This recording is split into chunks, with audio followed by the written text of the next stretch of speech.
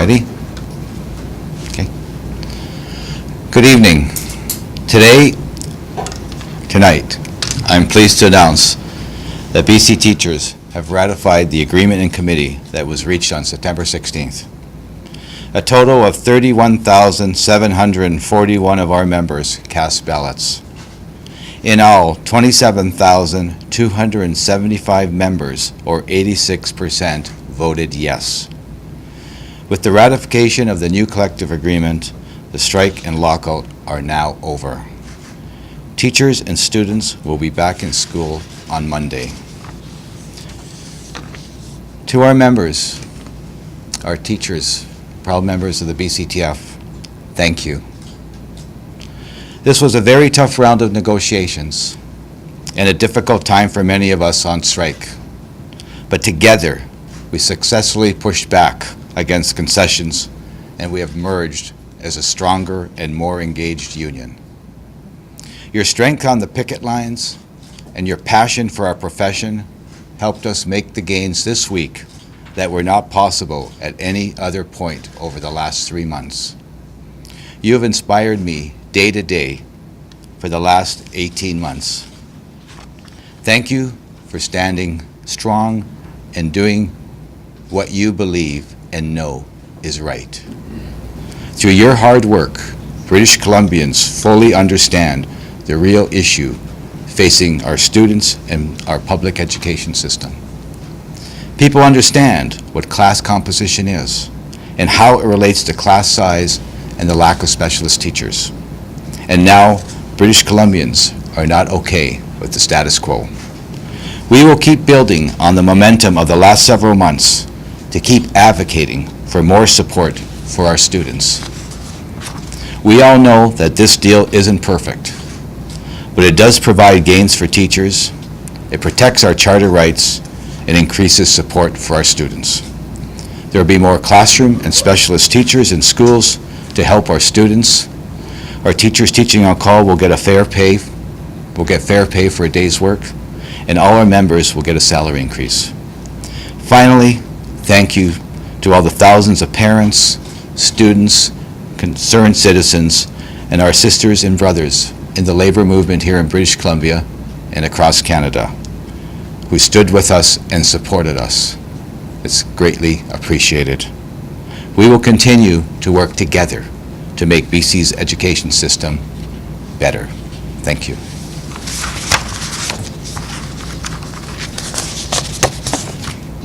You mentioned this deal isn't perfect. What kind of response are you getting from your members? We're hearing that many of them kind of held their noses as they were planning to vote yes for this.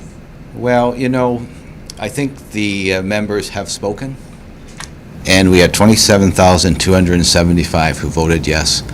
That was a strong vote of support for this collective agreement, even though we know that we didn't get everything that we need in terms of our students and our members. But as we move forward and we continue our advocacy, our engagement will continue. Mr. Eicher, when will school start? Schools will be open on Monday. In all districts across BC?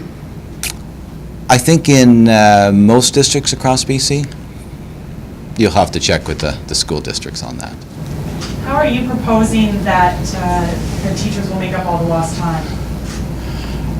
Teachers will be back at work on Monday, and school will begin on Monday, and we'll go forward to the end of the regular year.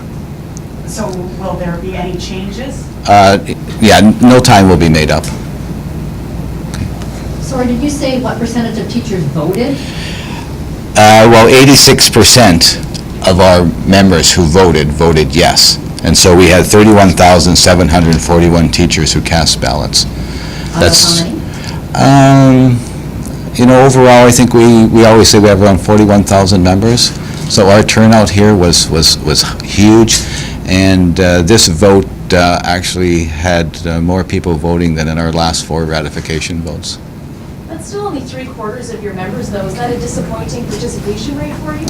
You know, actually, this is a very high participation rate, and I think that if we had this kind of participation rate in our elections, provincially and federally, I think people would really be pleased, and there'd be a lot more engagement happening, and this shows the engagement of our members. Your same members are engaged, but we've heard from so many of them that they have voted with heavy hearts. We have heard from your own staff, they said that this is not enough. So what do you propose to do next, and how are you going to rebuild the trust amongst your members? Actually, we have the trust of our members. And what this vote shows, and what the strong stand that our members showed, is their belief in what we were standing for on strike, the fact that they were losing pay, the fact that they weren't getting any strike pay, and we stood strong together. And our members are more engaged than ever. And we appreciate the voice that they've given us in terms of their concerns, their suggestions, their strengths. And, you know, that shows the strength of our union in terms of the involvement and the ability of our members to be able to speak directly with each other, as well as within the leadership of their own locals and the leadership of the BCTF. I was on the phone directly with members today, talking to them. Teachers who crossed the picket line during the strike, will they be disciplined in any way?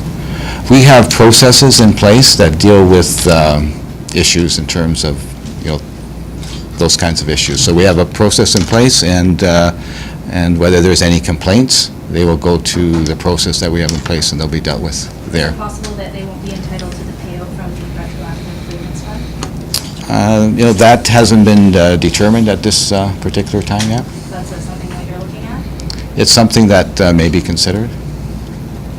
Mr. Riker, the fact that teachers haven't been paid in weeks, do you think that was a big reason for them to vote for this deal? You know, I think we need to celebrate the fact that our members ratified this collective agreement. And, you know, members, you know, ratify collective agreements for many reasons over the years. And I think what's important here is that our members will be going back to work doing what they love doing the most, and that is teaching. And you know, each member looked at what this agreement was about, whether there was more to be had at some other point of time, looked at the circumstances as well too. And you know, they voted yes. They could have been voting no. It was up to our members, and our members have spoken. Is class size and composition still an issue? Well, class size and class composition is always an issue. We know what the agreement we have is. It's being dealt with in the courts, and the court process will wind its way through, and we will deal with the restoration of those limits at that point in time. But we know the importance of smaller class sizes for our kids, and having more specialist teachers and more supports working with our students in the classroom, as well as one-on-one or in small group instruction. That is critical, and we will continue to advocate to have those conditions improve, and we will continue to advocate to ensure that our system is properly funded like other provinces across this country. You repeatedly talked about not wanting to end up with the status quo. And, you know, if you look at the education fund, for example, the $75 million and so forth, 80 million, it looks an awful lot like that old fund. So is this the status quo? Actually, it's not the status quo, because what this ensures is this fund will be spent on teachers working with our students in classrooms, whether it's more classroom teachers, so we can see some smaller class sizes, or whether it's more specialist teachers. So that is huge in terms of what will come forward. And the process to determine how the money is allocated in school districts will be a much better process in terms of involving our members and our unions in making those decisions. And so that's not status quo. It's a huge improvement. Are you happy with this deal? I'm happy with this deal.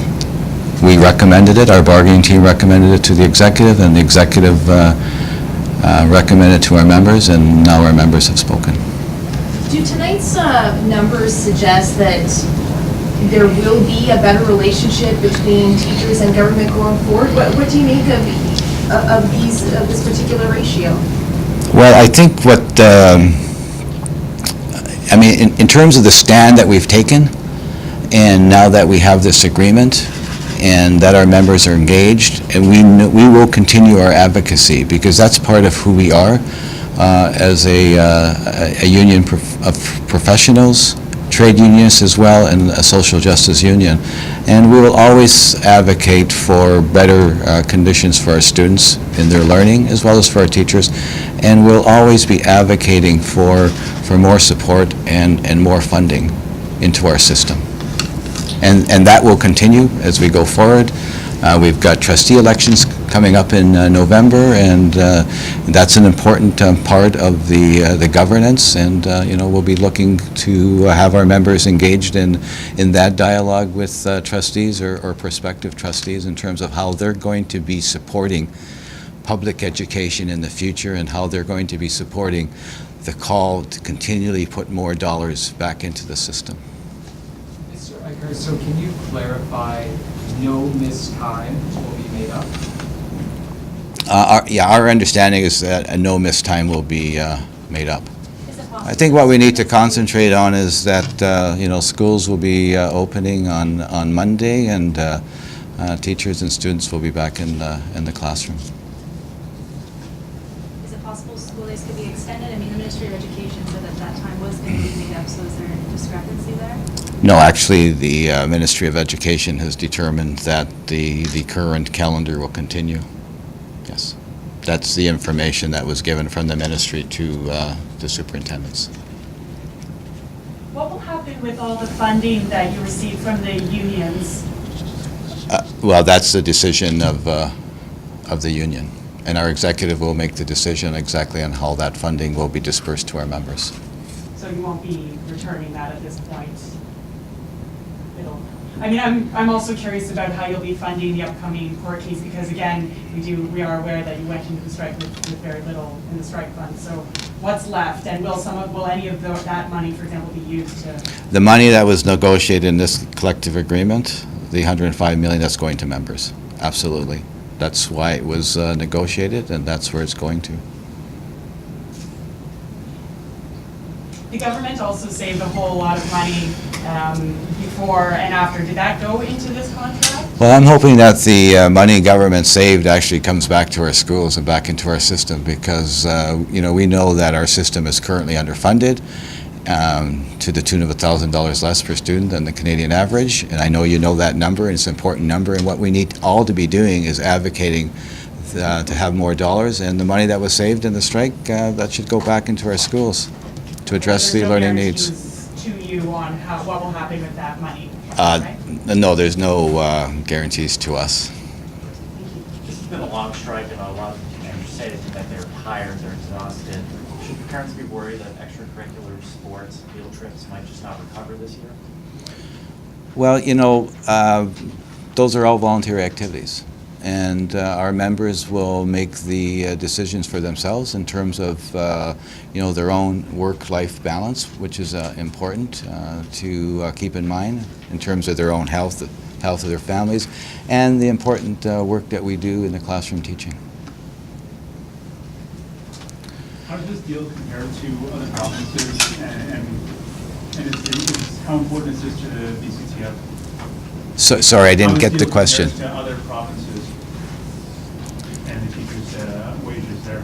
Well, we know that teachers in other provinces have higher salaries that we do. That was one thing we tried to address, and we weren't successful in addressing that issue, and it's still an issue. And part of this collective agreement is that we have a committee that will be struck, I think, within a year's time, to look at the issue of wage comparisons with teachers across Canada, as well as with other occupations across Canada and some other things. So that's an issue we're going to be looking at and addressing during the term of the collective agreement.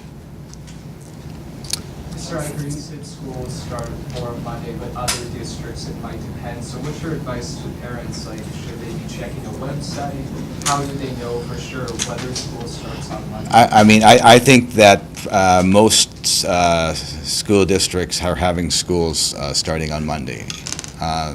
It's up to the schools district to decide whether students are attending for part of the day or the whole day. And I'm sure school districts will do what they need to do to communicate with parents about what's happening in their areas for Monday. And I'm sure that information will be probably going out tomorrow after this ratification vote. There's no blanket statement you can tell us tonight that all districts will be back in school on Monday. Well, that's not our decision. Yeah. Thank you Okay, very much. thanks, everybody.